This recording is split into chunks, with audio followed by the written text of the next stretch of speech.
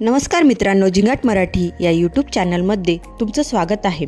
तर मित्रांनो, आज आपण बिग बॉस मराठी 5 सीझनमधील बाहेर गेलेल्या खेळाडूविषयी बोलणार आहोत। तर ती म्हणजे आर्या जाधव।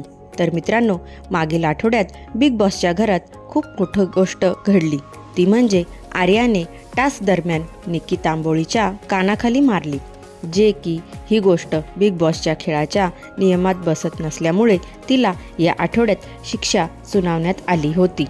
पण यानंतर तिला बिग बॉसचं घर सोडून जावं लागलं।